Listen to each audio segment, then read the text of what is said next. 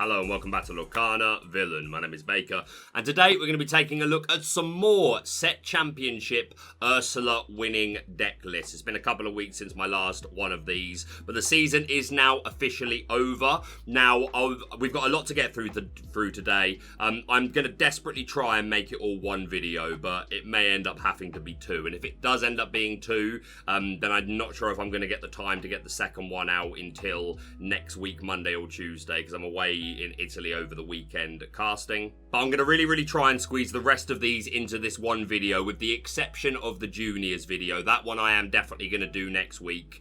There won't be as many lists in that particular video, so we'll have more time to put a spotlight on them all, and we'll do some Disney trivia and we'll make a whole thing of it. But I'd really like to get through all of these final deck lists today. When I get to the very end of the video, I will tally up all the decks that we look at today, along with the ones that we've looked at throughout the rest of the season. I will do a full tally and tell you there were this many Ruby Amethyst, this many, etc, etc, etc. Last point, the point of these particular videos is never to go through the lists in too much detail. We do that when we're doing top 8s or top 16s. We try and be beginner friendly and explain things a lot deeper, but this really is just looking at the variations between which is what are primarily very similar looking lists. Of course, there are a couple of spicy ones, less common ones that we may look at for a little bit longer, but my point being, if I show your list and it's not for very long, please don't be offended. It's just the least amount of time it's on the screen, the more standard and cookie cutter it is. But of course, we want to congratulate everybody. But yeah, I apologize if we don't show your list for long. And last apology is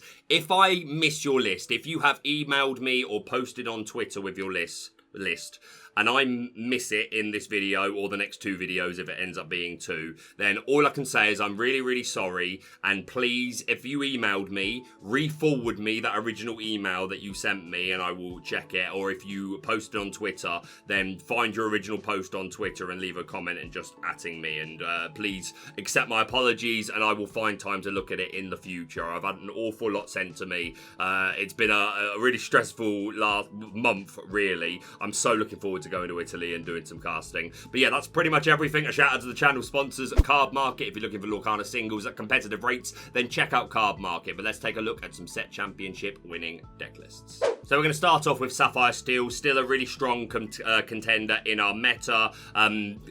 Most of these, I think, playing a whole new world, so just being able to ramp and then refresh your hand, build up that inkwell, and then utilize cards like Tamatoa and Lucky Dime to make massive jumps. We are seeing the Argus here to combat against the Flynn Rider as an early drop, which this deck can really struggle with. Also, 2 Rise of the Titans to deal with those locations or potentially opposing items. It's a pretty diverse card. We're seeing 2 Bell, we're seeing 1 copy of the Aerial Treasure Collector here for nice jumps along with Tamatoa, because she can quest for 5 if you've got more items. 2 copies of Chen Po to be a nice bodyguard to protect these characters, and he can sing a lot of our songs. We are seeing 2 copies of Gaston. Has not been propping his head up very much over the course of the meta, but in its final stages, a couple of players seem to be going back to him. Really nice dig, nice stat line, and questing for 3 is great, especially alongside the Lucky Dime. Standard item count, we've got 3 Grab Your Swords, 3 copies of Baboom, and 4 copies of Let It Go. Seems quite heavy. No copies of Hades, but I don't hate it. Again, you have lots of characters that can sing it. You're not even going to care sometimes about ramping them if you're removing big threats, and this can give you better odds against opposing Tamatoas and Cinderella Stout-Hearteds and things like that, like big bulky bodies that blue steel can struggle to get rid of. So high counter this does make sense, so congratulations to them. Next up, Vey Denny. I'm probably butchering that, I apologise, but we're seeing no copies of the Argus. We've got Smees that can help against the Flynn Rider, and of course just early stats. 2 Bell. We're seeing 2 Hard-Headed to deal with opposing items and be a good singer. 1 copy of Aerial. We've got 3 copies of 1 Jump Ahead in this build. We are not a Mickey build. Most of the Saphire Steel decks that I see these days tend to prefer the Mickey, but this person preferring the 1 Jump Ahead. 3 Zeus, 1 Let It Go. Standard item count, 3 Grab Your Swords. Looks good. We've got Dax, Jesus Took My Wheel. This is a variant that is not playing that whole new world. So builds like this just saying no. Flavisham is an absolute drawing machine. He can do a lot of the work. We are seeing 3 copies of Tragic Hero Beast. That can hopefully also be an additional draw engine for us. Again, it's easily removed by Medusa, but if you're not playing Ruby, then you don't need to worry. And even if you are playing Ruby, sometimes it can sit there long enough to at least get you some card draw. We're seeing 3 copies of Hades, 1 Let It Go, so opting for the body and the instant removal effect. 3 copies of Simba fighting Prince to either draw 2 cards and discard 2, or do 2 ping damage both on play and when he banishes a character. Really nice diverse effect and a beautiful stat line. That 7 willpower is bulky and questing for 2. 2 fire the cannons, 2 rise of the titans, standard item count, 3 grab swords. Looks good. Next up, we got Martin, also opting for the Argus, 1 hard-headed, 1 aerial. We've got 4 tinks in this build, not always finding our way into these blue steel decks these days. 4 jumper, 1 jump ahead instead of the 4 Mickey in this build as well. 2 Zeus, 2 Let It Go, standard item package. And we're seeing 2 copy of the 6-cost Hercules, 6/5 quest for 2, Bodyguard and Resist 1. Yeah, really nice. Again, Bodyguards are pretty good in blue steel to protect things like your Bell, your aerial. Sometimes you can be a bit cheeky in quests with Cogsworth if you've got a nice bodyguard, Flavishams, things like that. So this is really nice. He's hard to remove. Zeus doesn't get rid of him because of the resist. He's out of Medusa. He falls to things like World's Greatest Criminal Mind, but that's perfectly fine. So yeah, I really like the addition. We've got Ready Set Draw with the Argus, 2 copies of Beast, 2 Chenpo. They are playing the whole new world alongside the Beast. 1 Gaston, 1 Aerial, 2 Rise of the Titans, just 1 Zeus, 2 copies of Let It Go, standard items. It looks good. Patrick opting for the Tinkerbells, 3 copies of Aerial, Treasure Collector, standard items, 3 Hades instead, no copies of Let It Go. We've got 3 Chenpo and 2 copies of Captain Hook to be a nice 1-drop that can check early boards, help with things like Queen's Castle, help us extend so that we're not punished so much by King Undisputed and Tremaine. So yeah, I don't hate the addition, looks good. And now the most unique of the bunch sent me a picture without the name at the top. For the future with these, please always send me a Dreamborn picture, or at least a link to the Dreamborn, and put your name in it and the name of the store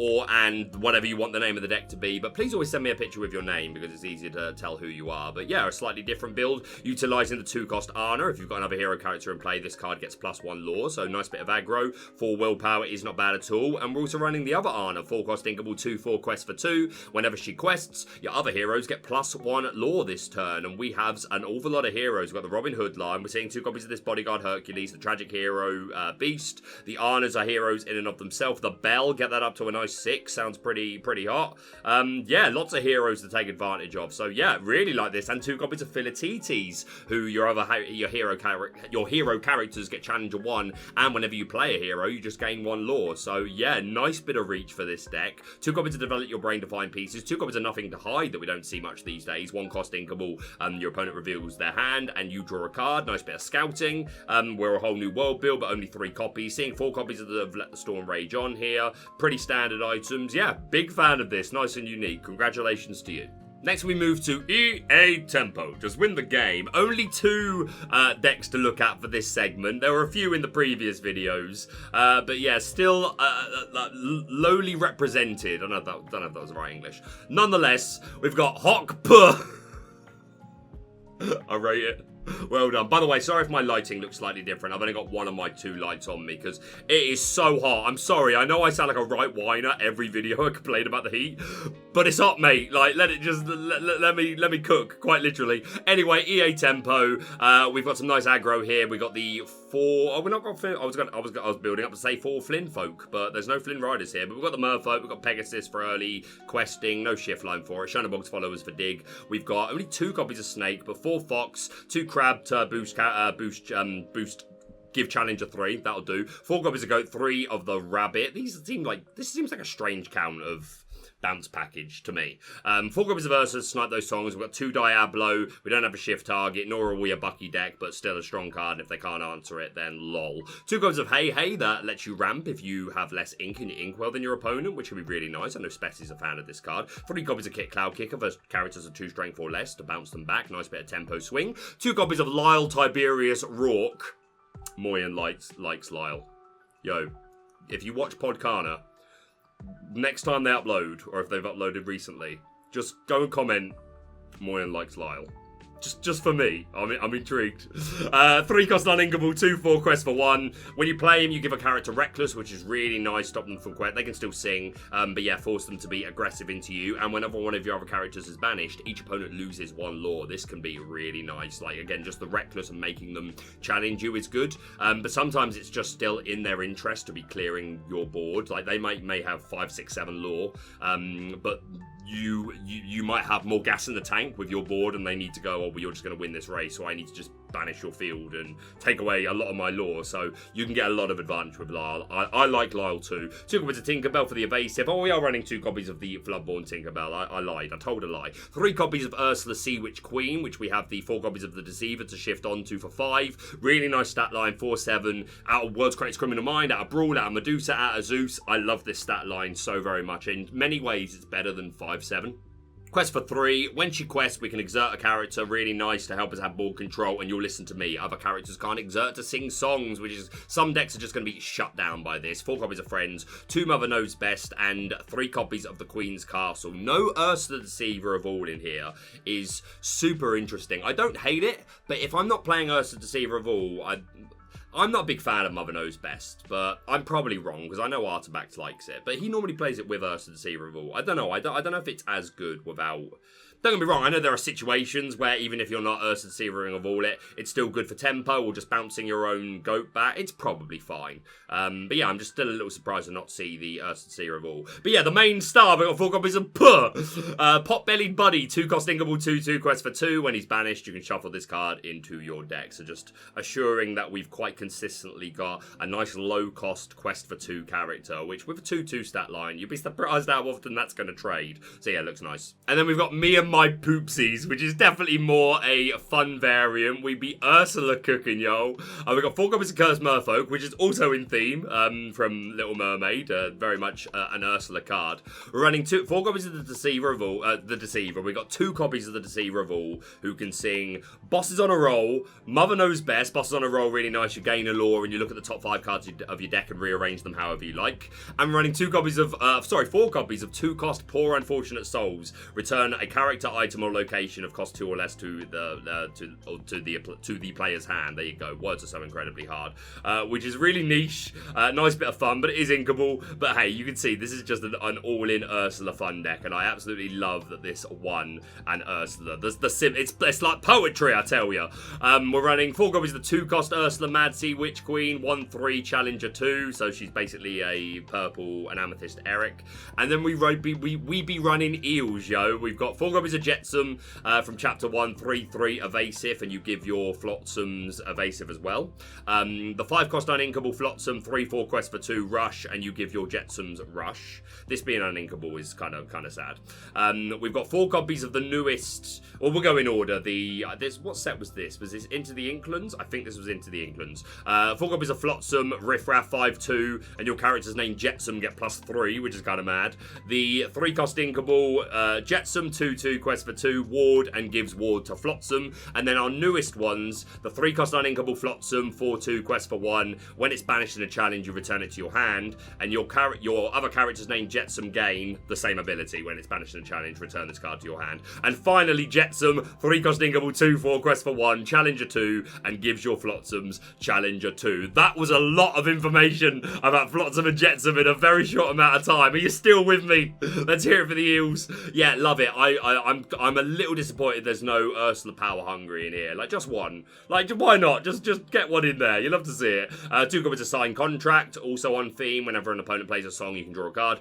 And 4 copies of Flotsam and Jetsam, Entangling Eels. You can shift it by discarding 2 cards, and it can be shifted on top of a Flotsam or a Jetsam, and its name counts as being Flotsam or Jetsam. So if this is on the board with any of the other babies, then they will get whatever supporting effect they offer. So nice bit of fun. Also 2 copies of Ursula Garden, of course, keeping on theme. Yeah, Cass, love it. Absolutely love it. But I want a Power Hungry in here. All right, moving on to Emerald Steel. Most of these being Bucky, maybe all of them. But yeah, Bucky's swan song for set championships. But hey, I'm sure we'll still see plenty of Emerald Steel in the future. It will just adapt. It will look different. And I don't think that's a bad thing at all. But it's been very real, Bucky. But yeah, this particular variant opting to run the 1-drop Pegasus. They don't all play it. And 2 copies of the Floodborn. Only 2 copies of the 1-drop Diablo. But everything else pretty standard. The 4 Bucky, the 4 Diablo. Only 3 Ursula the Deceiver of all, which is fine. 2 Chill, 4 Storm, 4 Rage. 2 copies of Zeus. 2 copies of Bruno. 2 copies of that Hidden Cove to really mess with maths for the opponent.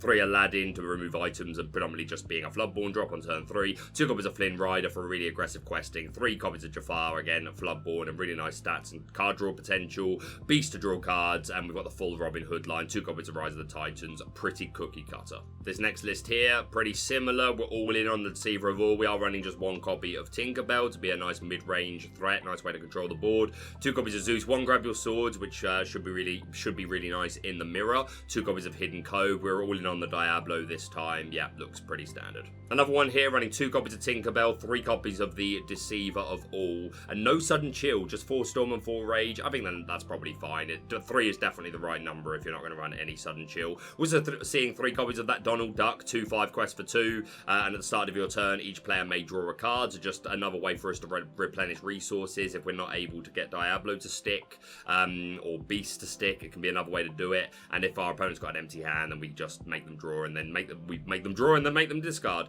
2 copies of Tinkerbell in here, the 2 Hidden Cove, looks good. Next up, Goodbye and Good Buck. Yeah, that about sums it up. 3 Ursa Deceiver of All, 2 Chill, 3 Storm, and 3 Rage. I don't know, this seems low to me. Especially Storm, I think this is one of the best cards in the deck.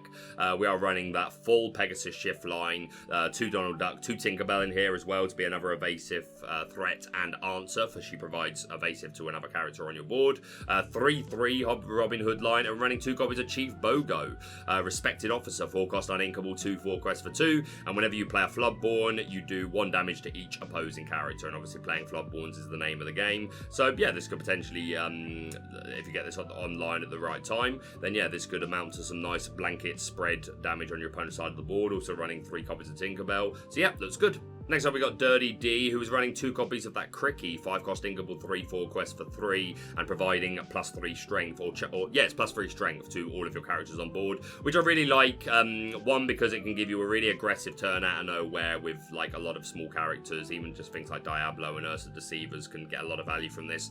And it's one of your most aggressive questers, because that's where this deck really suffers. It like quests so slowly.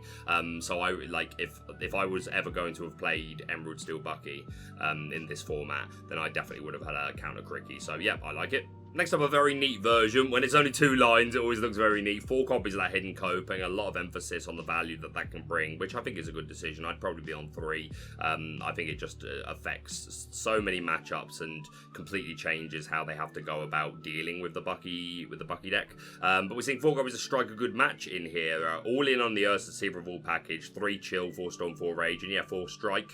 2 cost Inkable Song, draw 2, and then discard a card. And this can be draw 2, discard, and then draw 2, discard if you sing a Ursa Deceiver of All. So a nice bit of dig. Not something you see come up all the time, but did well for this person, so well done. Another pretty cookie cutter version here. 3 copies of Bruno, 2 Cove, 2 Tinkerbell, seeing 3 copies of that Donald Duck Perfect Gentleman.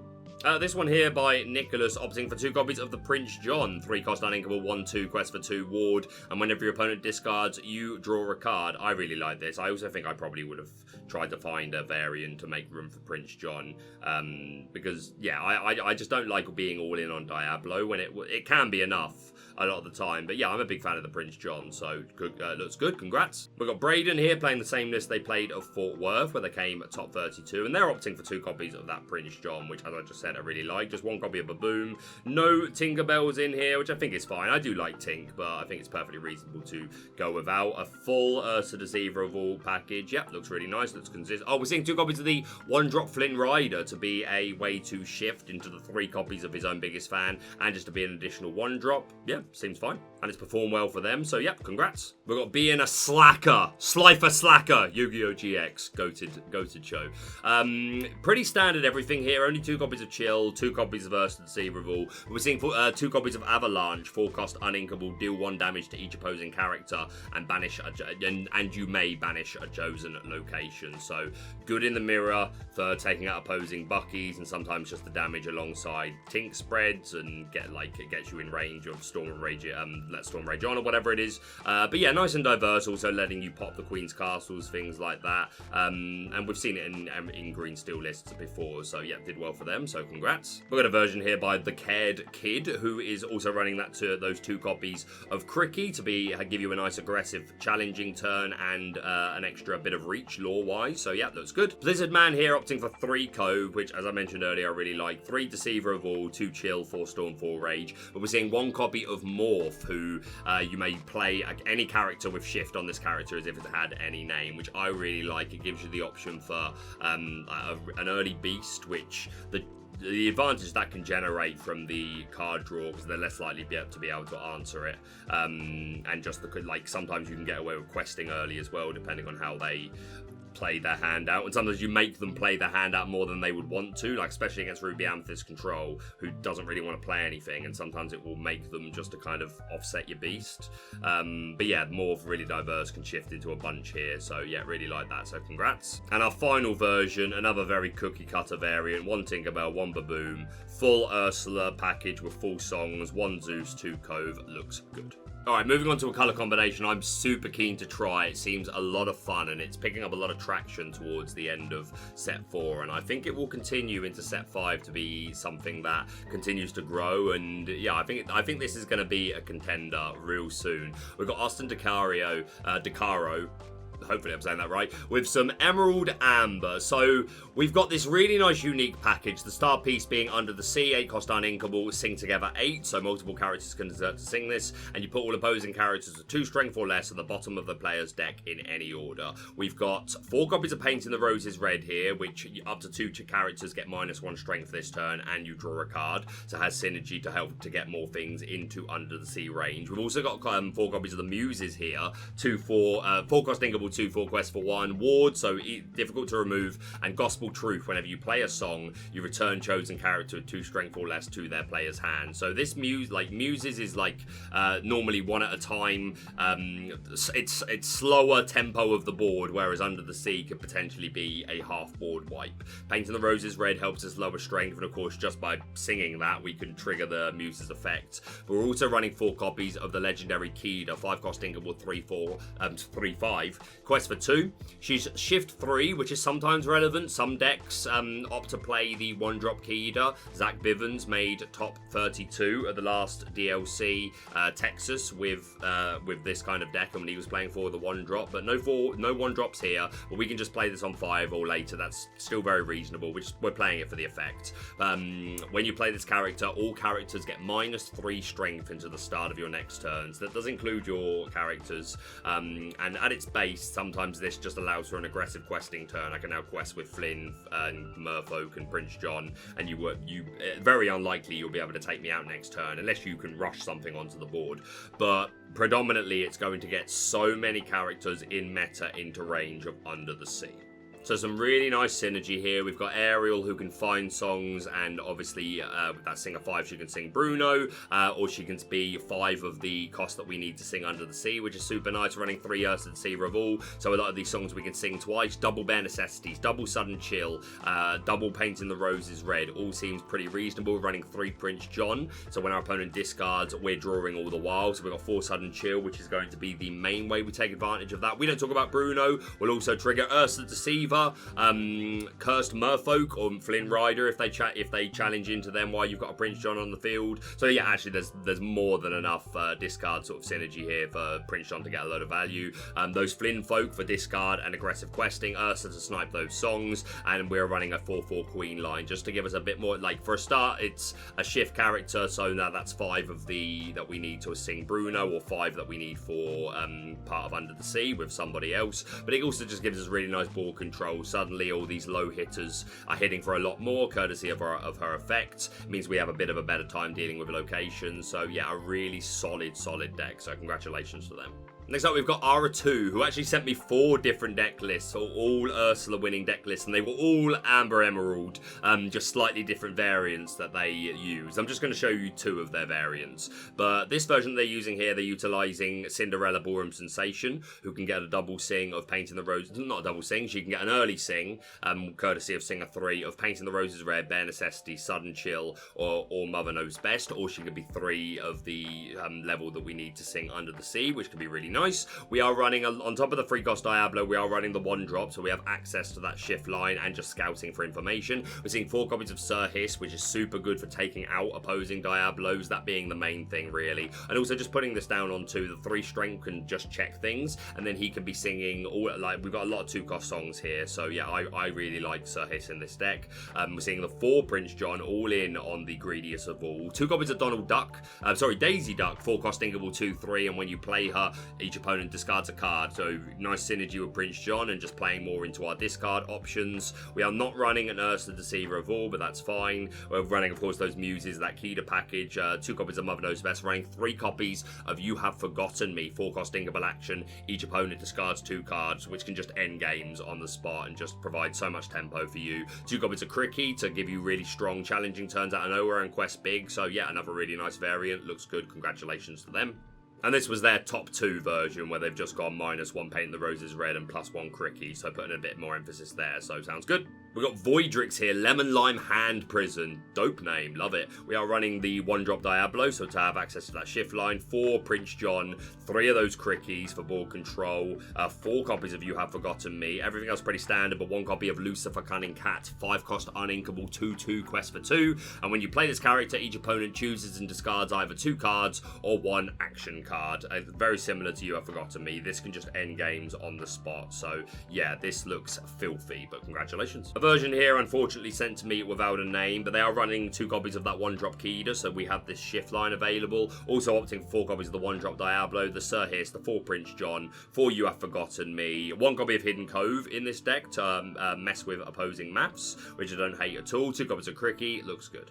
We've got Sad Robot also utilising the 1-drop Keeders, 2 copies of Daisy Duck, all in on the Prince John. Everything else looking pretty standard, congrats. Another version using that Lucifer Cunning Cat, just 1, and 3 copies of the Cinderella Ballroom Sensation, but also 2 copies of the Ursula Eric's Bride, 4-cost Uninkable 2/4 quest for 2. Shift is potentially relevant because we are running, of course, the Ursula Deceiver, and you shift by discarding a song, which we have plenty of, and Vanessa's Design. It's a built-in bare necessities when on quest.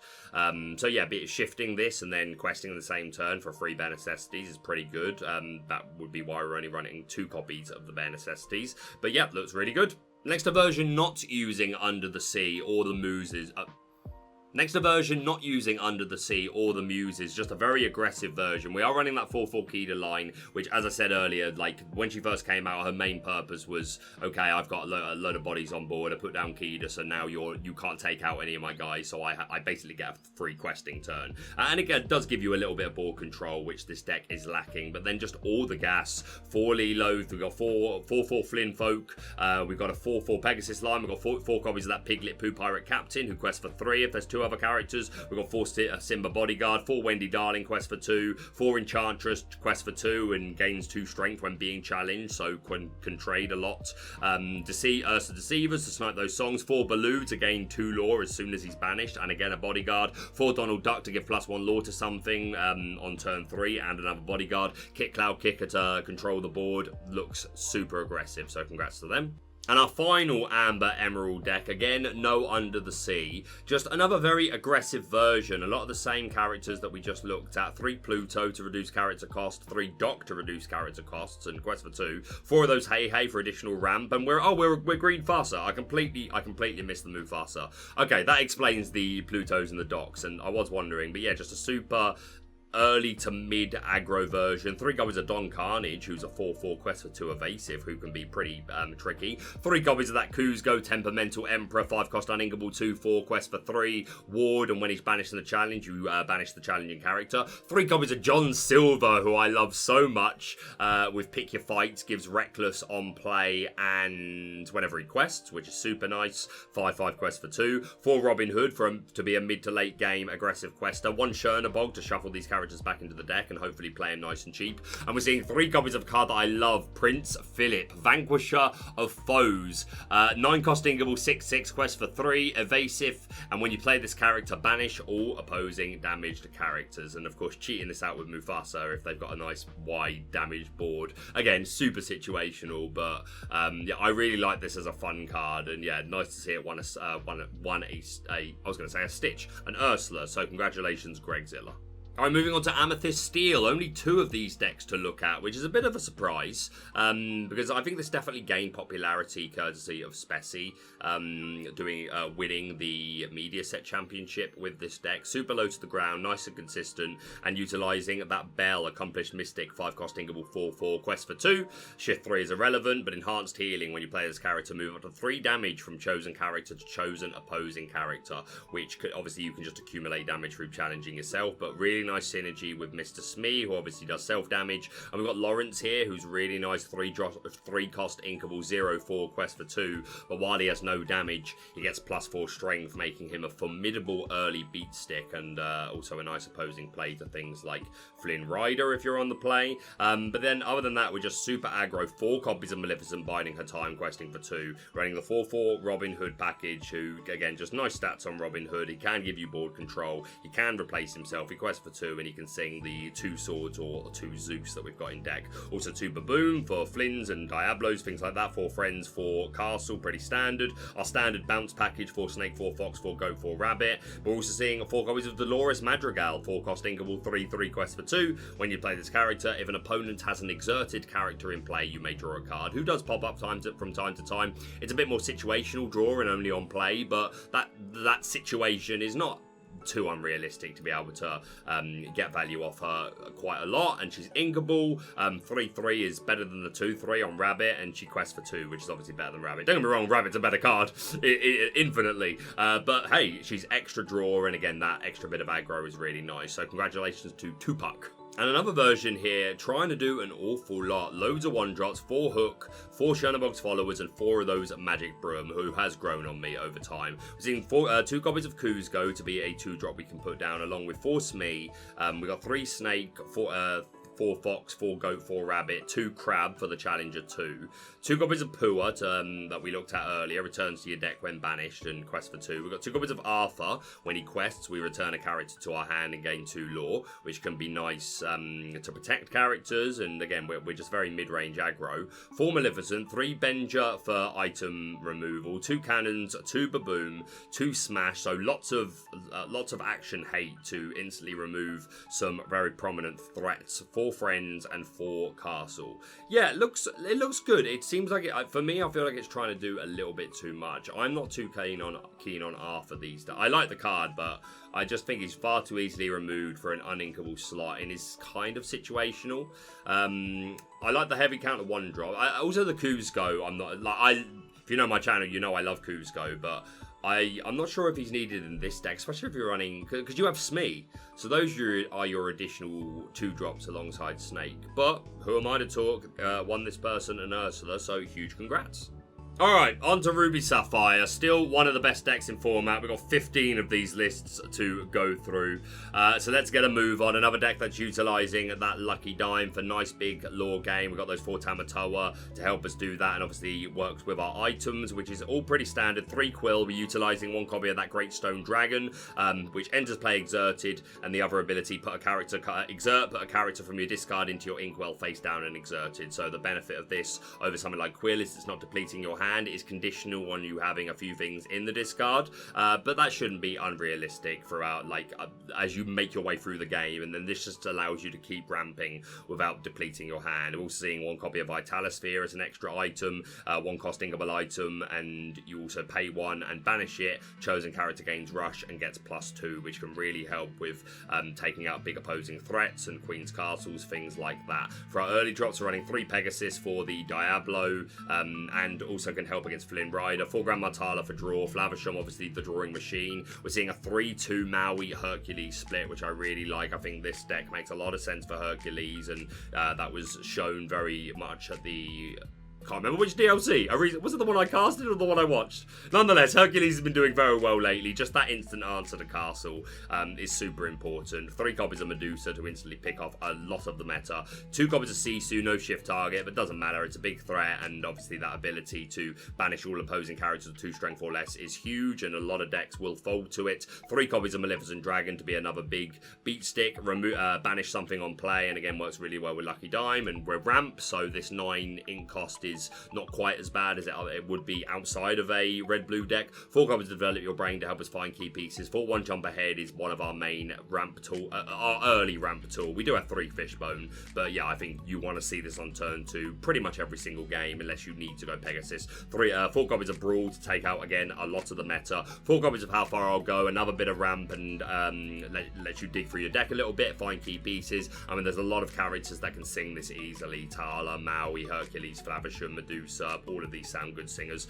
And we're running 4 B prep, obviously, and then 1 copy of Dig a Little Deeper, which was sort of popularized by Din at the last DLC in their Ruby Sapphire run. 8 cost uninkable, sing together 8. Look at the top 7 cards of your deck, put 2 into your hand and the rest at the bottom of your deck in any order. And I love this inclusion. It seems so good because we're a combo deck. This is a deck that needs to find its Hercules to be an answer, or the Sisu at the right time, or the Tamatoa, the Dime, whatever it might be. I think this is a great addition, so huge congratulations to them. We got a version here utilising the Ice Block, 1 cost uninkable item. Exert, chosen character gets -1 strength, so that can help with just challenges, but also gets more things into Brawl, Medusa, and Sisu range. Running 2 copies of Pegasus to answer the Diablo and the Flynn. 4 develop, 4-1 jump ahead. Everything else pretty cookie cutter, so congrats to them. Emma here also running 2 copies of Ice Block, 3 copies of the Big Dragon Sisu, 1 copy of Vitalosphere, and 1 copy of Maui's Fishhook, 3 cost inkable item. If you have a Maui in play, you can use the Shapeshift ability for free, of which we're running 4. No Hercules in here. And Shapeshift is exert and pay 2, and you choose one of these abilities. Either chosen character gets evasive into the start of your next turn, or a chosen character gets a +3 strength, which can be really nice, just giving yourself evasive to either deal with a threat or meaning that you can quest safely without them having as easier of a time taking you out. Sometimes just the +3 is really nice to help you take out big bodies, big Tamatoas, get to the strength you need to take out a castle. Like that on top of Medusa is taking out a castle, so that's nice math. So yeah, looks good. Congratulations to Emma. We've got Glenn here utilising 3 copies of Cruella de Vil, 2 cost inkable, 3-2, and gaining evasive during your turns. This is another quite reasonable answer to Diablo. 3 Medusa, 1 copy of Tremaine. You don't often see Lady Tremaine in the red-blue decks these days, but I don't hate the inclusion at all. Give you a good, should help in the blue-steel matchup and in the mirror. Running 1 copy of Scar, Vicious Cheetah, 7 cost uninkable, 6-5, quest for 2, Rush, and Daddy isn't here to save you. During your turn, whenever this character banishes another character in a challenge, you may ready this character, but he can't quest for the rest of the turn. So with the right board state, this can be a one-sided be prepared, and I think red-blue is the deck where you can get away with these sort of like one-off uninkable techs that are a bit sort of situational. 2 copies of the Big Sisu, 3 How Far I'll Go, 2 Vitalosphere, 1 copy of that Ice Block in here, only 3 Quill, no Great Stone Dragon, everything else pretty standard. Oh, we're running 2 copies of the Sisu Emboldened Warrior, who's not been popping up in many of these red-blue decks so far, but yeah, great stats and a potential shift line. We've got a version here opting for 2 Quill and 2 Great Stone Dragon, which is pretty cool. 2 copies of Queen of Hearts to be an early aggro answer. 1 copy of Gaston to help us find key pieces. And again, it's a nice stat line. Questing for 3 is pretty big in any Dime deck, I think. We got that 3-2 Hercules split. 2 copies of Vitalosphere. Looks good. Captain Coolio here, 2 copies of Vitalosphere as well. 4 Quill, no Great Stone Dragon. Also utilising that Dig a Little Deeper. You love to see it. Just 1 copy of the Big Sisu. 2-2 Hercules and Maui splits. Again, seeing 1 copy of Tremaine, 4 copies of Pegasus, putting a lot of emphasis on this Pegasus, and 1 copy of the Grand Martala Spirit of the Ocean, 7 cost inkable, 4-8, quest for 2, shift 5, and whenever a card is put into your inkwell, gain 1 lore, which can be a great finisher. No one's going to see this coming, and we can shift on top of the 4 cost, which is pretty cool. She's got a really nice stat line. She's out of Medusa, out of Along Came Zeus. Those are the 2 main ones I tend to search for. So yeah, nice spicy option, so congrats to you. Here we have Din, who we were talking about not too long ago, who has very much popularised this Dig a Little Deeper, which of course they are still repping in their set championships. They go for a 3-1 Maui Hercules split, which looks good. 4 Develop Your Brain, 3 Queen of Hearts. They really like this Queen of Hearts, which I think should tell people something. That was a terrible way of putting it, but this is a very good player. From my understanding, I only discovered them during that DLC that they were playing. I'm pretty sure it was Texas, but yeah, I've since found out that they're quite an accomplished Yu-Gi-Oh player, and I've seen their Twitter, and that they seem to really know what they're talking about, and they seem to be a very good player. And yeah, these 3 Queen of Hearts, maybe that's something to pay attention to if you're a red-blue player and consider it. Also, 1 copy of Judy Hopps to banish opposing items, like Lucky Dime can be nice, but also so in niche cases you can banish your own item to draw a card, and your quest for 2. You don't see her a lot, but Din making use here. He's running a 3-1 split of Quill and Dragon, 2 copies of Vitalisphere, and 4 copies of the Big Madam Medusa, so looks really good. Congrats to you. A version here opting for 4 Maui, 1 Hercules, also running the Judy Hops, 1 copy of the Big Sisu, 2 Vitalisphere, the Dig a Little Deeper, coming up an awful lot now. I think that's very much a 50-50 card when it comes to red-blue decks, as in terms of how often you're going to see them. A lot of players really seeing the advantage this can gain. 3-1 split of Quill and Dragon. Yeah, this looks like it was probably very modelled after the Din list, so congrats to them. We've got Case here, 2-2 Maui Hercules, 3 copies of the Big Sisu, 1 Vitalisphere, 4 copies of the Pegasus. A few players really liking the high count of this. And then we're seeing 1 copy of the Fang Crossbow, 3-cost inkable item. You can either exert and pay 2, and chosen character gets -2 strength this turn, or you can exert and banish the item to banish a chosen dragon character, which can absolutely be relevant in the mirror matchup for opposing Maleficents and opposing Sisus. And yeah, just the -2 strength gets a lot more into Brawl, into Medusa, into Sisu, and again, it's an item which we have synergy with anyway, so yeah, love the spice. Congrats to them. We've got Matrix Sean here, also playing that Maui's Fishhook, just 1 copy, 3 Quill, 1 Dragon, 2 Ice Block, 2 Vitalisphere, 3 Pegasus, just 4 Maui, no Hercules here, but looks really good. Congrats to them. We've got the Sparks, 2-2 Maui Hercules, 3-1 of Medusa Tremaine, showing her face again, 1 copy of Dig a Little Deeper, 4 Quill, 1 Great Stone Dragon, 1 copy of Vitalisphere. Looks good. We've got Josh, 3-1 Quill and Dragon line. We're seeing that 1 copy of Judy Hops, 2 Emboldened Warrior Sisu to be a shift target for our 3 big, what's her sub-name again? I forgot, Empowered Sibling. We're seeing the 3-2 Maui Hercules here, 2 Ice Block, and running 2 copies of McDuck Manor, the 4-cost inkable location, with 9 willpower and 2 passive lore gain, which can really generate a lot of lore if your opponent can't answer that. So, yeah, we don't see this a lot these days. I think the Vitalisphere definitely helps more players. I think just a lot of players are just really built to deal with the castle, and it's not a stretch more to deal with this. I don't know, maybe it is worth the inclusion in more decks. I think it's probably just a space issue, but yeah, it's a good card, and congrats to them. We've got Raffen. Again, this looks very inspired by the Din list. We're seeing that 3 Quill, 1 Stone Dragon, 1 copy of Dig a Little Deeper, 1 Vitalisphere, 2 Big Sisu, 3 Pegasus, a 3-2 Maui Hercules line. Other than that, 3 Medusa, pretty cookie cutter. And now we've got 2 more slightly more spicy variants. In this version here, we've got a huge item package. We've got 2 Vitalisphere, 2 Ice Block. We're seeing that 1 Fang Crossbow, 4 Quill, 2 Great Stone Dragon. We're seeing 2 copies of the Shield of Virtue, which is the 1-cost inkable item, exert and pay 3 to ready a chosen character, which can be nice, and 3 copies of Maurice's Workshop, 3-cost uninkable item. Whenever you play another item, you can pay 1 to draw a card. So that explains this huge count of items, which again, there's so much synergy here with Flavisham and Tamatoa that it's great. It's not bad, and a lot of them are inkable, so very nice. Only 2 big Maleficent Dragon, 3 copies of Teeth and Ambitions to help us snipe off Diablos and Flynn Riders, and we've got a couple of low-cost characters that we can synergize with this. 2 copies of Grand Martala, who becomes ink when she's banished, and 4 copies of Scuttle to help us find those items, or at least get a little closer to the ones that we want, and he's a great target for the 2 self-ping of Teeth and Ambitions. We're seeing 3 copies of the Sisu Daring Visitor, who pops a character with 1 strength, so obviously Fang Crossbow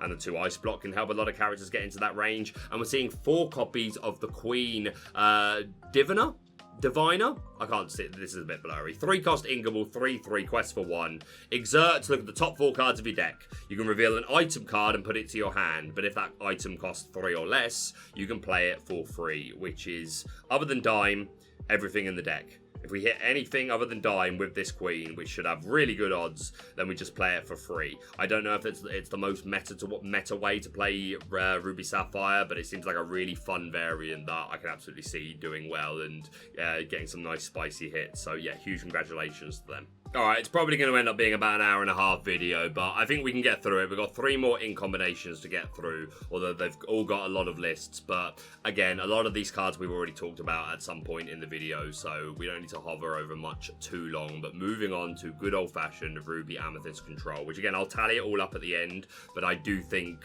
is our most represented deck.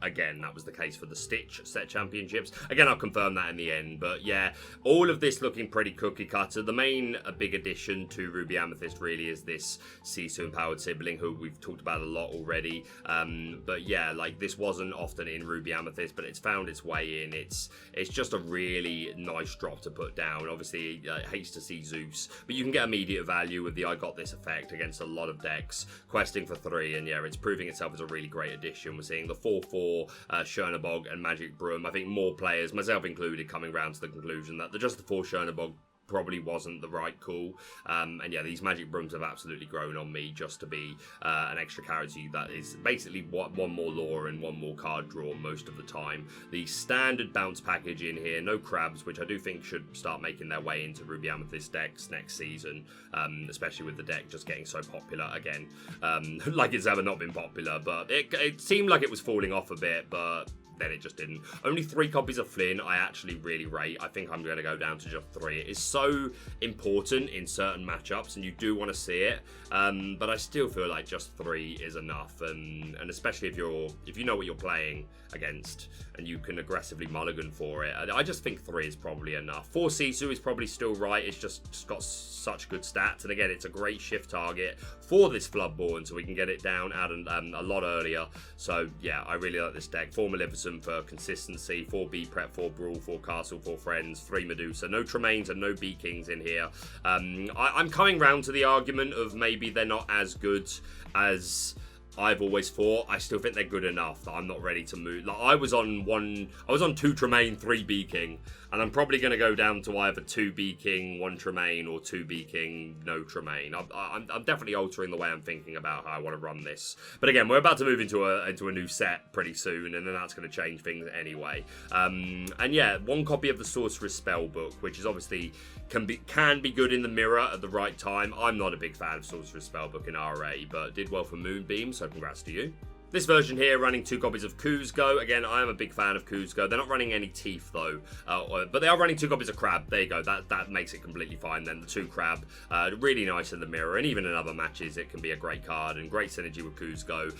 That absolutely makes sense to be running the 1/3 Mini Mouse as well. You just, with Crab and 1/3s, you just get so much more gas out of them. They can challenge something and survive long enough to then just sit there and quest or whatever you want. 4 Chernobog, 4 copies of Flynn, 3 Medusa, no B Kings, no Tremaines, no big Sisu, but we are running 2 copies of that Peter Pan Shadow, 4 cost uninkable, 2/3 quest for 2, evasive Rush, and your characters of Rush gain evasive, which can be relevant. We've got Maui and Madam Mim Fox here, but yeah, like a lot of people have moved to went to the Shadow Finder just because it's 1 cheaper and it also deals with the Diablo.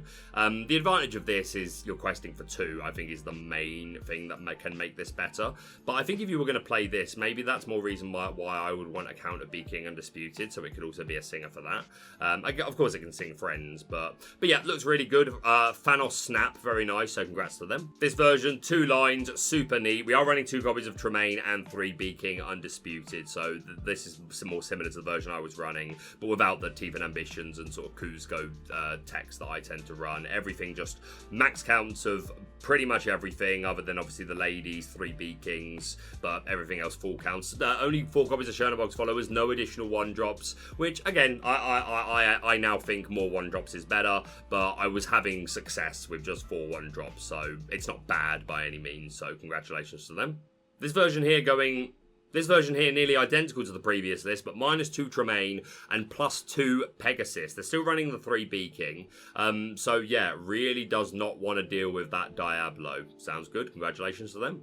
We've got JD Davidson here with only the 4 1-drops and 4 copies of the Floodborn Queen of Hearts. No shift target, but yeah, 4/3 quest for 1, and whenever one of your characters challenges another character, you may draw a card. And no one's going to see this coming. And you can potentially get really nice tempo swings out of this. We're running 2 copies of the big Sisu. Other than that, pretty standard. Oh, just one Medusa. That's not pretty standard at all. I do think that's low. I think 2's probably fine these days. I'm on 3, but 2 is probably fine, but 1 seems low. But hey, I suppose it depends on your bracket, really. Maybe you will be rewarded for having this instead. No B-Kings. But yeah, I like the spice of the Queen of Hearts. We got a picture version that was sent to me here. 3 B-King, 2 Tremaine, just the 4 1-drops, everything else pretty standard. We've got Andre here running the 2 Tremaine B-King package, but also running 1 copy of Jim Hawkins, 5 cost inkable 4/4 quest for 2. And when you play him, you play a location for free, and when a location is played, you can move him there. So only 4 Queen's Castle, but yeah, this can give you a nice aggro to let you be a little bit more aggressive on turn 5, or just at a later point in the game. If you can get Jim down with a castle and they can't answer the castle, then you're drawing an extra card and immediately questing for 2. And yeah, I like Jim. As a one-off, I think he's pretty good. 3/2 and of ladies, 3 B-King. 4 1-drops, looks good. We've got Aya Georgie here running the 4 Broom, 4 Chernabog, 2 Medusa, 1 Tremaine, no B-King Undisputed, 2 copies of Big Sisu, 4 of the Emboldened Warrior, 3 Maleficent, looks good. We've got Inkborn Heroes here, shout out to them, fantastic YouTube channel, some of the best editing in the game, for sure. They're running 4 Chernabog and 2 copies of Magic Broom, which I like, 2 copies of that Merlin Crab, yeah, loves to see it, I think this is so strong at the moment. 3 Medusa, 1 Tremaine, 3 B-King, and again, that 1 copy of Jim Hawkins that can really come out of nowhere and give you some nice tempo swing. So, yep, looks super good, congratulations to them. Oh, and a second spicier version from the other member of the Inkborn Heroes, where they are running the 4-cost uninkable Prince Eric, 2/2 quest for 2, and when he's banished, you can banish a chosen character, which can be really nice. He's an aggressive quester, and yeah, just being able to banish anything is obviously good. 2 copies of the Super Goof, who gains you 2 lore when he challenges, and he has Rush, so that's gonna, not many people are running this, so that's gonna surprise some people. I'm running 4 copies of Lumiere, who gives +1 to all your characters, which I absolutely love. It's gonna help you just with challenges, and it's gonna keep things out of range of brawls, Medusas, Under the Sea, Muses, all that sort of stuff. So, oh, and 3 copies of Minnie Mouse, who I'm kind of looking at Minnie Mouse again recently, Ruby Amethyst players, I'm just saying. But yeah, love it, love the spice, congratulations to them. We're going to have a picture version here with a 3 B-King and 2 Tremaine, along with a 3 Medusa, just 4 1-drops, everything else looking pretty standard. And another picture version. Oh, this is Earlmeister. Shout out to Earlmeister. Go sub to Earlmeister. 4 Chernabog, 4 Magic Broom, just 2 copies of Maleficent. I think this is the same version that I faced him. That we played twice at the Media Set Championship. We played first round of Swiss, and then we played top 4. I was able to win both of those games 2-1, but they were all tough, really close games. And yeah, these crowds put in a lot of work for him. I wasn't running them at the time. I was still off them. 2 Tremaine, 2 Medusa, 2 B-King. It looks really good. Only 3 castles though. Oh, Meister seems strange. I know you're a fan of Spellbook, so each to their own. Let them cook, let them read. But just 3 castles. I don't know, is it not the best card in the game? Are we not all agreed it's the best card in the game? But nonetheless, congratulations to them. Next up, we've got Robin, just the 4 1-drops, 3 Medusa, 1 Tremaine, 3 B-King, 1 Big Sisu, everything else pretty cookie cutter. Congrats to them. We've got Nicholas, 4 Chernabog, 3 Magic Broom, 2 B-King, no Tremaines, 2 Big Sisu, everything else pretty standard. Looks good. We've got 8th Oracle, or I'm slipping into the Matrix. Just 4 Chernabog's followers, 3 Medusa, 1 Tremaine, 3 B-King. We're running those 2 Crab. Love it, love it, love it. No Big Sisu, but looks good. Congrats to them. Next up, we've got Synthetic Hydra. Goated. The exact same list that we just looked at, but only 1 Crab. That is the... Oh, no, there's a couple. It's -1 Maleficent. Sorry, it's +1 Maleficent, -1 Crab, which each to their own. Congratulations to you. We've got Faffy Waffle, 2 copies of Broom along with the Chernabogs, 1 Tremaine, 3 B-King, no Big Sisu. It looks good. Oh, Tyler Stoke with the Yen Sid draw. I actually really rate this. Running 4 copies of Yen Sid, powerful sorcerer, 2 cost inkable, 1/3 quest for 1. When you play this character, if you have a character named Magic Broom in play, you draw a card. Also, if you've got 2 more Brooms in play, he gets +2 lore, which could happen occasionally. I don't think that's going to happen very consistently. Sometimes it could. If you've got these 2 Magic Brooms, then great. But I think just for the fact that this could be if you curve turn 1 Broom, turn 2 Yen Sid, to immediately draw a card with his ability, ability. I think that's more than good enough as deck thinning. He can also sing and take the damage from these 4 copies of Teeth and Ambitions. I sort of rate this. I want to try this, absolutely. 1 copy of Jim Hawkins to rush in that location.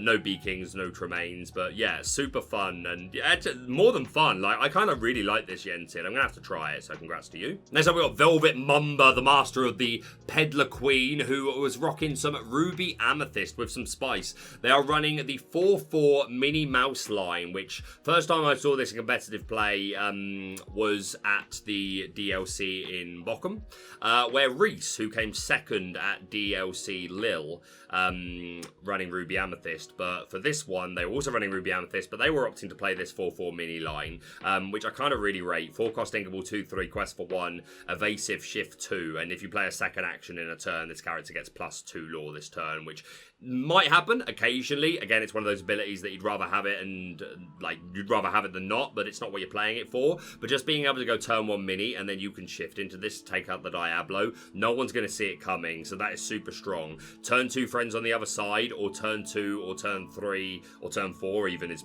reasonable. Be King Undisputed is super, super strong, so love that. Running 4 copies of Bruno Madrigal, 4 cost inkable, 3/3, evasive, quest for 1, and you just have to see it. Exert, name a card. If it is the right card, then you put it into your hand and gain 3 lore. Otherwise, put it on the top of your deck. And how are we going to know what the top card of our deck is? We're running 3 copies of Ursula's Cauldron, the OG, the OC, the old Cauldron, the original Cauldron.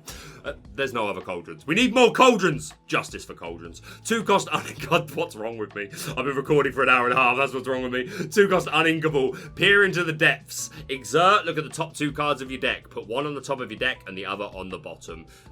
So yeah, like, this is not good enough on its own these days, I don't think, even though it can be super cool. But yeah, as a nice combo with Bruno, and like, this is again leaning on that, okay, we're taking Ruby Amethyst and we're playing a couple of the kind of more fun rogue things, which can still be good, and these Brunos are still inkable. And yeah, just like back in chapter 1, we would play Ursa's Cauldron just to manipulate our draw and just give us better top decks. Of course, we had a much more limited card pool, but yeah, I really like this source. 2 copies of Teeth and Ambitions, 4 B-King, obviously works really well with the mini, so no Tremaine. And we're running 4 copies of Isabel Madrigal, who quests for 4 if she's the only character that quests in your turn. If you're not going second against Ruby Amethyst, then this is really good. Going second against Ruby Amethyst, you just get Medusa'd, but you just ink it in that instance, and again, against a lot of other decks, it puts in an awful lot of work. And you can have her quest, but have Bruno exert to still gain you more lore in the turn. No goats. We've cut the goats to make room for this spice. All Velvet Mamba. Oh, Velvet Mamba.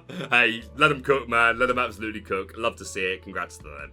We've got a version here without a name, 1 copy of Jim Hawkins, and along with those Queen's Castles, we've got the RLS Legacy, 4 cost uninkable, 3 to move there, 8 willpower, 2 passive lore gain. If you've already got a character there, then it costs 2 less to move other characters there, and anything there gets evasive. So if you rush it in with Jim, then it's only 1 to move other things there. We're seeing 2 copies of Yzma, Scary Beyond All Reason, 6 cost inkable, 4/4 quest for 2, and when you play her, chosen character is shuffled into the deck, and the owner of that card draws 2 cards. So this can either just be an immediate get something off the board from your opponent, or just shuffling back in your own cards to draw more cards. I do think Yzma's sort of slept on at the moment, you know. She's got a really nice stat line.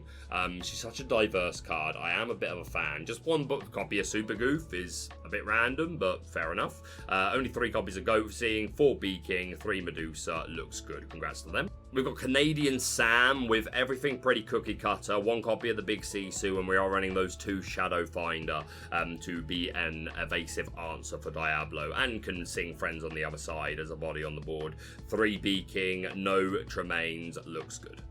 And our final Ruby Amethyst list comes to us from Bert, who some of you may recognise the name as they are the, they cast for Pokemon and have done for a long while. So great to have them in Lorcana. I know they've been in the game for a while and had success in the last set championships where they were playing, it was Emerald and something, I think it was Emerald Amethyst. Regardless, they were playing a very heavy location build, and they've gone the same way again. We are Ruby Amethyst. We've got 3 Chernobyls and 4 Pascals for our 1-drops. We are running 3 Super Goof for some nice aggro, 4 copies of Jim Hawkins to work with these locations, 3 Medusa, 3 Beaking, and then, yeah, we've got the 4 copies of the Queen's Castle. We've got 3 copies of RLS Legacy. We've got 3 copies of Agrabah, which is a 3-cost Inkable, 5 Willpower, and 2 Lore Gain, and the Forbidden Mountain, which is 2-cost Inkable, 1 passive Lore Gain, and I think it's 8 or 9 Willpower. It might be 7.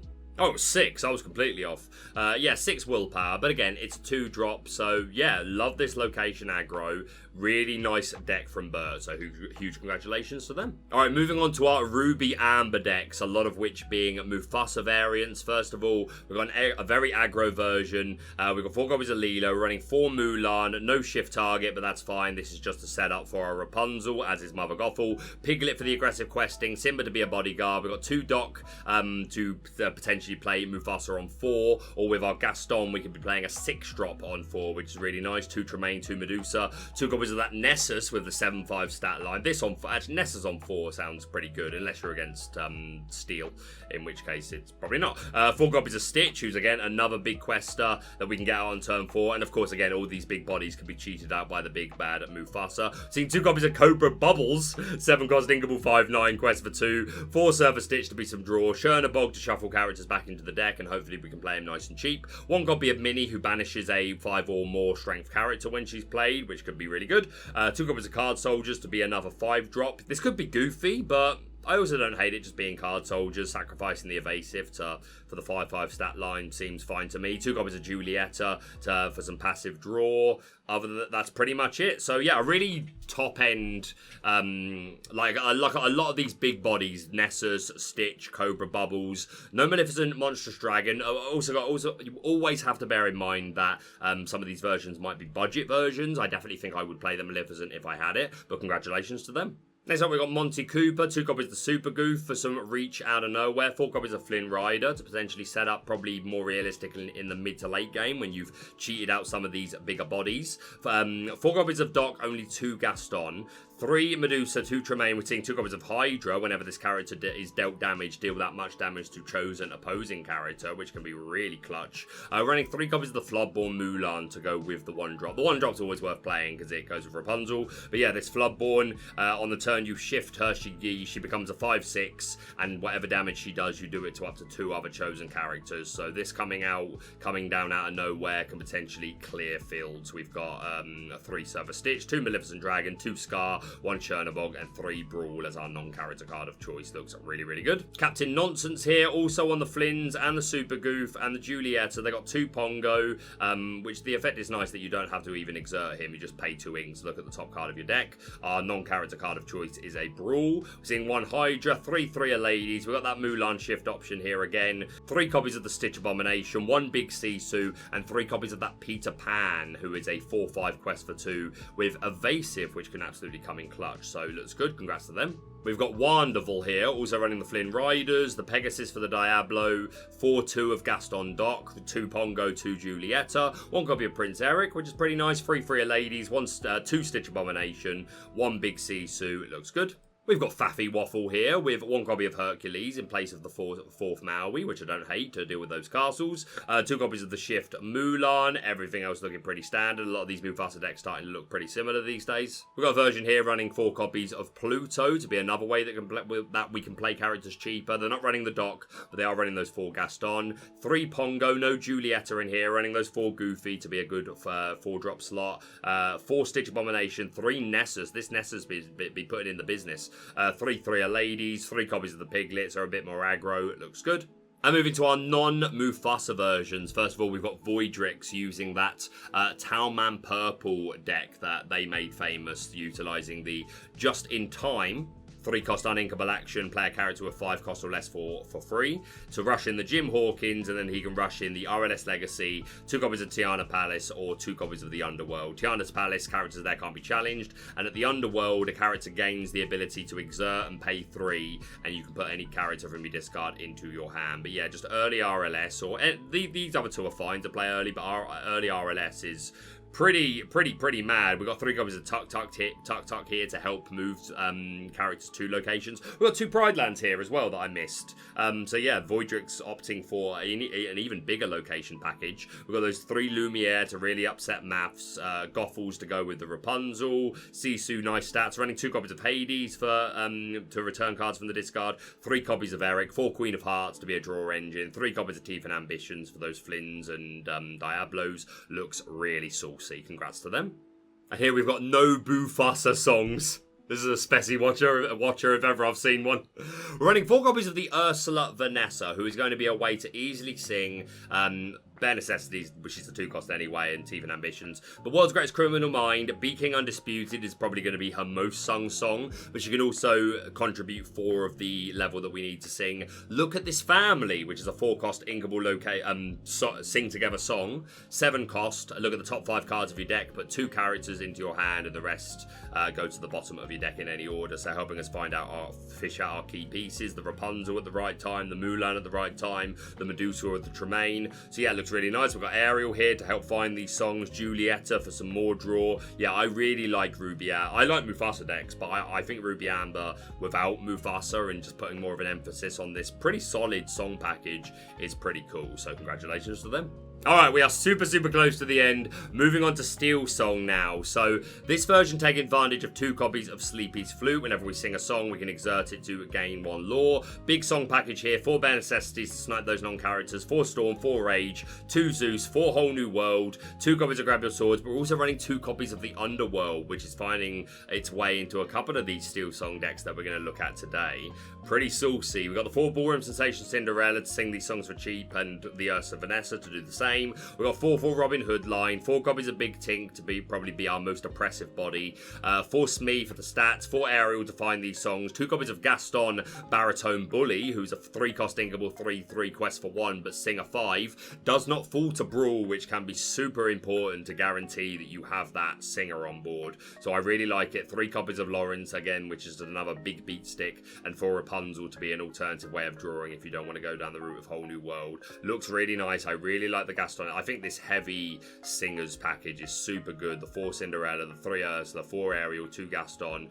Really nice. And yeah, this 2 Underworld is kind of a spicy addition to SteelSong, so congratulations to them. We've got a version by A Loop here. They're running that 4/4 Queen engine, which can be the quickest way in the game to sing a Whole New World by shifting on 2, and again, helping us manipulate strength is really nice to deal with big bodies and locations. Running 2 Stout-Hearted Cinderella that can shift onto our Ballroom Sensation, who is just such a dominant piece. 5/5 quest for 3, resist 2, and when you sing a song, she can challenge a ready character, which is really good. 2 copies of World's Greatest Criminal Mind, lots of targets for this, and even more with this Queen engine. 3 copies of Sleepy's Flutes. We're seeing 2 copies of Whole New Grab Your Swords, and we're seeing 2 copies of Philatites. Whenever you play a hero, gain 1 lore, and our heroes be the 4/4 Robin Hood, the Cinderellas are heroes. Yeah, it's the Cinderellas and the Robin Hoods. Oh, and the Ariels and the Rapunzels. Yeah, plenty of targets for a nice extra bit of reach, so it looks really good. Congrats to them. We've got another Ursula winning deck list by Voidrix. They are running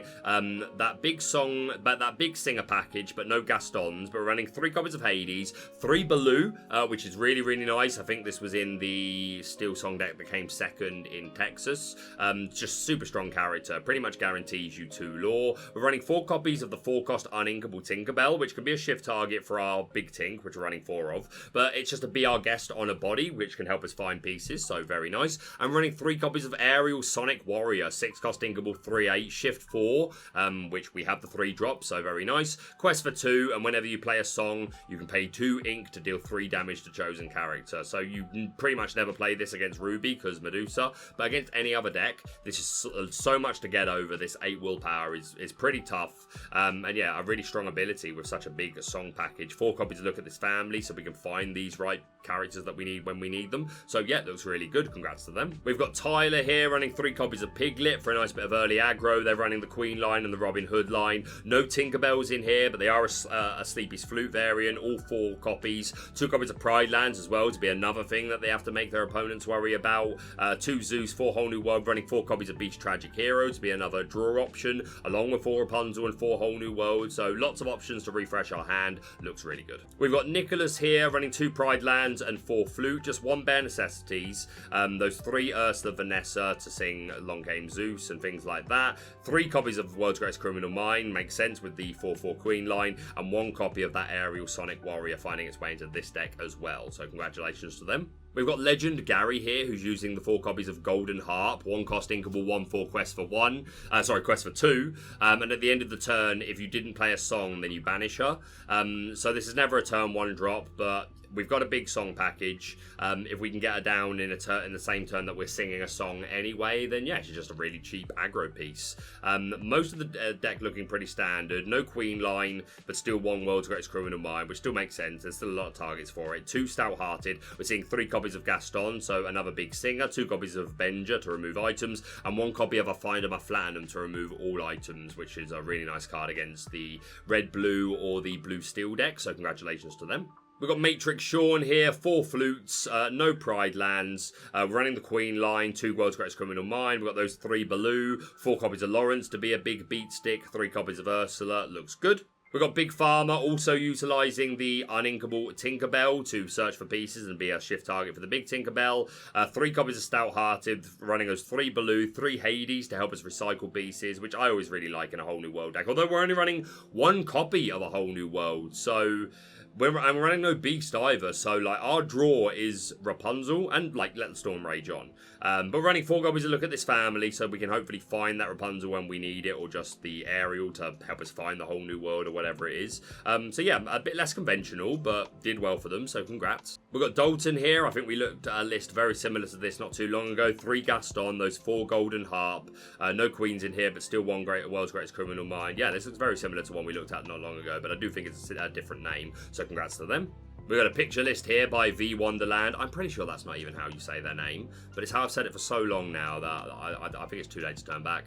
They're running the 4/4 Queen line, 3 World's Greatest, standard song package, 4 Flute, 3 Ursula, and they are also using those 3 Underworld. And yeah, this is a very, very good player, so that should absolutely tell you something, SteelSong players. So huge congratulations to them. Bit of a different version here by Phoenix. They're running 4 copies of Jafar, who's got evasive during your turn, so deals with the Diablo. 3 Kida to be a bodyguard. 4 Magic Broom to be another Diablo answer. You really don't want to deal with Diablo, do you? 2 Julieta, running 2 copies of Doc. We are Steel Farsa. Okay, all right, fair enough. That makes a little bit more sense. And like the Kida and the Kida protects the Queen. I don't know though. I don't know how I feel about the Kida, and I don't think you need 4/4 of these, but hey, if you just really, really want to be able to answer Diablo, then fair enough, I respect it. 2 copies of the uninkable Ursula, Vanessa's Bride, with a built-in Bare Necessities. 2 copies of Big Kida, 1 Minnie Mouse, and again, we're running a Queen line, so that makes sense. The 4 Mufasa, 2 Just in Time to cheat in these 5-cost characters. And then 3 Whole New World, 3 Grab Swords, 4 Storm Rage On. Yeah, a little unconventional, but as they say, it's low to the ground, so congrats to you. And our final SteelSong list by Bobby McHoo, another name that is familiar to me, a very, very good player. Playing a Tiana Bodyguard aggro list. They've got 4 Ballroom Sensation Cinderella still to sing our Storm and our Strength of Raging Fire. Running a 2/2 Kida line so that we can have those aggressive quest turns when we want them. We've got 4 Chenpo, who's a huge bodyguard with 4/7. 3 Nani, who's another big bodyguard with 3/6, and she quests for 2. 4 copies of Prince Eric, 1/3 quest for 2, and resist, makes him very annoying. We've got 4 Lawrence to be a beat stick, 4 Baloo for the lore gain, 4 copies of Doc to play characters cheaper, 2 Wendy Darling, and 4 Lilo, and 4 Piglet, all just aggressive questers, and 3 copies of that Tiana, 4 cost uninkable, 1/4 quest for 2, resist 2, and if she's exerted and you have no cards in your hand, your opponent can't play actions, which can just lock them out of the game completely. And yeah, that's where we're going to get use out of these bodyguards, the princes, the Chempos, the Nanis, and just aggressively questing all the while. So this sort of deck, you let it get away with too much the first couple of turns of the game, they're just going to run away with it. So congratulations to them. Alright, we've got 3 one-of lists. 3 different ink combinations, 1 of each. We are so close. First of all, we've got some Blurple, 4 Portugal, 2 Ice Block, running that Glean card. Banish chosen item, its owner gains 2 lore. Scuttle to find the items. We've got 3 copies of Yzma, who looks at the top 2 cards of the deck, and you put 1 at the top, 1 to the bottom. 4 Rafiki to control the board. 3 1-jump for ramp, and 3 Fishbone, 3 Great Stone Dragon. 2 Eye of the Fate, which adds an extra lore pip to a character on board. Haven't seen that in a hot minute. 4 Ariel's Grotto, which gets 2 lore if you have at least 3 items in play. I think it's 3 or more items in play, it gets 2 lore. 4 Queen's Castle, 2 McDuck Manor, 1 Tamatoa, I assume is part of the deck. 4 Aerial Treasure Collector, 2 Dime, 4 Flavisham for the draw, running 2 Aurora Dreaming Guardian, who provides ward to all your other characters and quest for 2. This Aurora here, you exert one of your items to look at the top card of your deck and put it either at the top or the bottom, and your items can't be chosen for abilities, so it can protect you against item removal. And 3 copies of Triton, who you can exert, banish one of your items, gain 3 lore. Oh, and we've got a shift target for the Aurora as well, the 2-cost Inkable 1/3 with ward. Yeah, a very different way of running Blurple. No bounce package in here whatsoever. All we need is the Yzma, the Queen's Castle, and the Rafiki. Other than that, this is just Saphire. That's insane. Love the spice. Huge congratulations to you. I told a lie, it was only 1 more list, although I've got a funny feeling I might have already gone over this list, but just to be safe, this was sent to me by Dick Burns from the Forbidden Mountain. Great guy, great player, on behalf of somebody else. With just, apparently this was they didn't have a deck, just loads of people in the room gave them cards, and they won an Ursula. So just loads of aggressive characters here. We've got Ray, Tinkerbell, Pongo, and Minnie, all evasives. Simbo, aggro as heck. We got 4 Merfolk here. Ursula's Snipe Songs, Kit for board control. Prince Eric is aggro and board control. LeFou to re-ready characters, DeVille Manor for some passive lore, Bounce for some board control, Mad Hatter is aggressive questing and potentially drawing a card, Hans is aggressive as heck, 1-off Sisu. Yeah, it's a bit random, but again, it was just like loads of people just giving this person cards so they could play, and they won an Ursula, so congratulations to them. And that is it for all the Ursula winning deck lists for the Ursula's Return Set Championships. Again, I'm going to do my juniors video next week. So if you've sent me a list on behalf of a junior, please do not fret. We'll do that next week. We'll be able to spend a bit more time on all of their lists, and we'll have a bit of a Disney quiz and all that jazz and have some fun. Also, I'll say it one more time. If I have missed your list, if you have emailed it to me or posted it on Twitter, and I haven't shown it, I'm genuinely so sorry. Please be understanding and just let me know. Again, forward me that original email or comment on the tweet showing, and I will absolutely show it at a later point and put a big spotlight on it. But this video is going to be super, super long. It's 1 hour and 47, so it's probably going to be at least an hour and a half video. But yeah, that completely wraps up our set championship season. A huge thank you to everyone that has sent me their deck list, made my life a million times easier, and people that have sent me pictures which have been great to look through. But yeah, it's been a super long video. Do please hit the like button for me, because the algorithm is definitely not going to like this one. But I hope you've enjoyed looking through these lists, even though most of them are very briefly, but just to give us an idea of what the meta looked like for set championships this season. But that's it from me for now. I will be leaving in 10 hours to head to Italy. I can't wait. I really need it. I'm so excited. But that's it from me for now. Thank you so much for watching. If you're brand new to the channel, please subscribe for all things Lorcana. Hit that like button to show your support, and we'll see you soon.